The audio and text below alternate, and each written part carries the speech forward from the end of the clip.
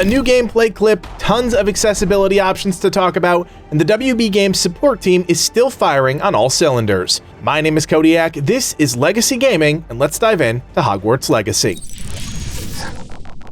Before we get to the good stuff, I want to let you all know that our channel, Legacy Gaming, is giving away 3 digital deluxe copies of Hogwarts Legacy on the platform of your choosing. You can enter for your chance to win right now by subscribing and joining the Discord. The giveaway will be awarded on February 6th, so you can still take advantage of that 72-hour early access period.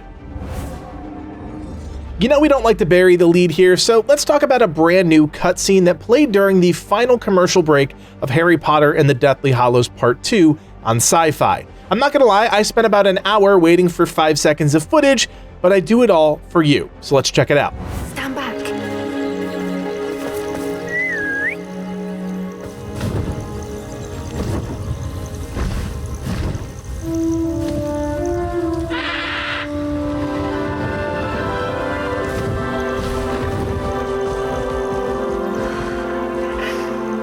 Please meet Highwing. Isn't she just magnificent? We know the White Hippogriff eventually becomes a rideable mount in the game, and this all but confirms the moment when everything kicks into high gear. Poppy introduces us to Highwing. I have to imagine this is the first time we actually meet the creature before she's stolen by poachers. During the gameplay preview event, you can actually hear Poppy thanking us for freeing Highwing right at the start of that mission to infiltrate the dragon fighting operation. Putting all the pieces together, we've now seen the introduction to the magical creature, the capture depicted in the cinematic trailer, and the release mentioned in this quest. According to the end screen of this gameplay clip, we're supposed to be able to watch an extended cut on sci-fi.com, but as of putting this video together, the website has yet to be updated. I know guys, it's a small clip, but at this point, less than 10 days away from launch, these types of little moments really help propel us forward. Speaking of little moments, let me also drop you a little something that popped up on the official Hogwarts Legacy Twitter account. For those that don't know, this is a Kneazle, a magical cat-like creature that players will be able to tame and raise in their Room of Requirement vivarium.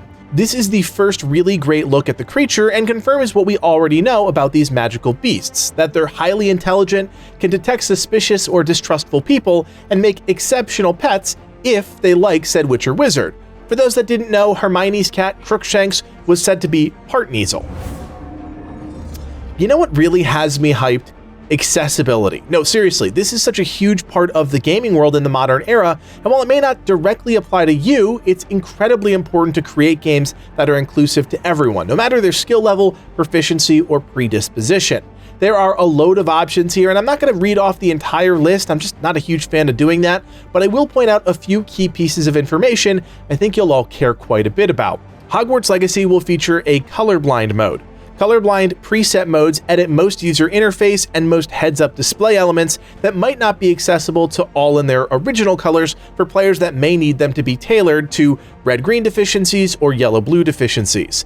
The game will also give players important display control over things like camera shake, motion blur, thank God, chromatic aberration, depth of field, film grain, and confirmed by the WB Games support team, field of view. That is huge for me as I love a nice wide field of view in an RPG.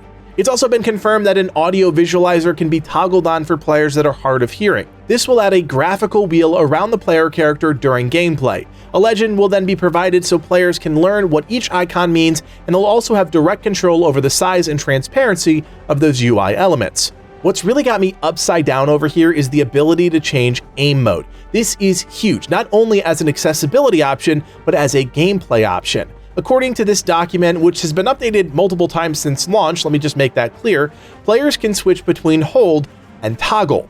Hold mode is the default system where players cast spells at the target they're looking at. While the player does have some control over who they cast a spell on, it's a system a bit more in control by the game itself. On the flip side, toggle is your more standard RPG option that allows you to lock onto a specific target indefinitely, giving you a direct method of swapping between enemies. Another thing we learned more about was the game's difficulty.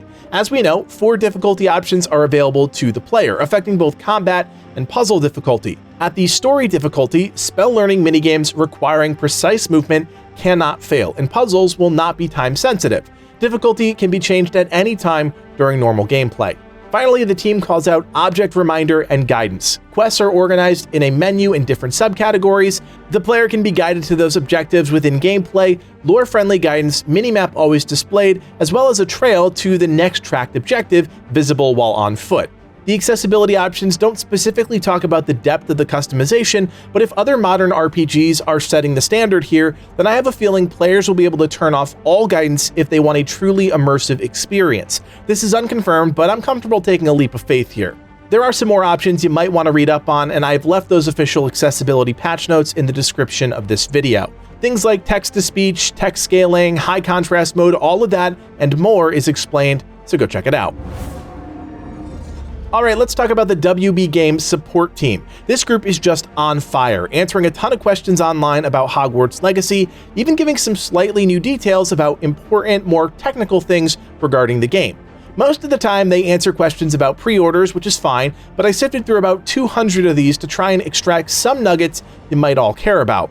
First, I want to talk about a photo mode. J-Lee Games asked the question point blank, and the WB Games support team doesn't exactly tackle the question head-on, stating, "We don't have any information about a possible photo mode. Keep an eye on our official social media pages." While not confirmed, or really denied at this point, it's been a hot request from the community since the game was first revealed. All I'll say is there are tools out there that allow players to manipulate an Unreal Engine game and capture incredible screenshots. Do a little Googling and you'll easily find one that might work once the game goes live. It all depends on the level of support that third-party software actually receives from the developer. Another question that's come up a lot in the team's feed is about save slots. I think this has been answered a few times now, but no harm in repeating important information. Players will have access to 4 save slots, 1 for a playthrough with each house, if you want to look at it that way.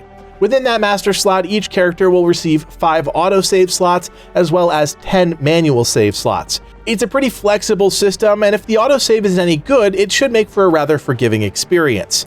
If you're a streamer or creator, you'll be happy to know the WB Games support team confirmed that Hogwarts Legacy can be showcased without fear of copyright strikes. According to the team, players should have no problem streaming the game, even with the audio. Now, this is a big deal, especially when it comes to music. The Harry Potter music is iconic, and if you don't think they're going to use themes from the movies, you're nuts. They already used Hedwig's theme in the official cinematic trailer, so it's great to hear the game itself will be streamable in all its glory. Another gameplay clarifying response, the team let us know that players that decide to carry over their wand and house from their Harry Potter fan club account can still make the decision to change up their house and wand once they're in the game. This happens early on in your adventures, as you might imagine. For those wondering, linking up your account is pretty straightforward. We actually have a video up on the channel now that shows you exactly how to do it, and it also unlocks a few free in-game items. Now knowing you can still change things up, your wand, your house, come launch, you've really got nothing to lose. Since we touched on accessibility before, one question I saw popped up was actually about an arachnophobia mode. The team replied there's no official information on the subject at this moment, but that did get me thinking about Grounded, another game by Obsidian Entertainment that had an extensive arachnophobia mode. And considering we're going to be traipsing around the Forbidden Forest in Hogwarts Legacy, yeah, might not be a bad idea, but unclear if it exists. Finally, and I thought this was so cool, Boston Madsen, a senior environmental artist for the game, dropped a hint on a recent Wizarding World blog that players looking to explore all of Hogwarts should go hang out in someone else's common room. This is the first time, to my knowledge, that this has ever been an inkling of an idea. Now, it's unclear if we can go there whenever we want, and if we'll have free reign once we're there. That would be a bit silly, but it's definitely worth exploring. Another video, another day closer to launch. We are nearly there, friends, and no matter what happens come launch day, Legacy Gaming will be there diving in on day 1. So if you're interested in following our adventures in Hogwarts Legacy, we'd love to have you along for the ride. Drop a like below and consider subscribing so you never miss out on a new video. I also want to invite you to join Legacy Gaming on Discord. We just revamped our entire server, and that's home to nearly 20,000 members. It's a great place to hang out, talk about games, win free stuff, and group up. As always, I'll leave that link in the description below. My name is Codiak, and from everyone here at Legacy Gaming, thanks for watching, and play on.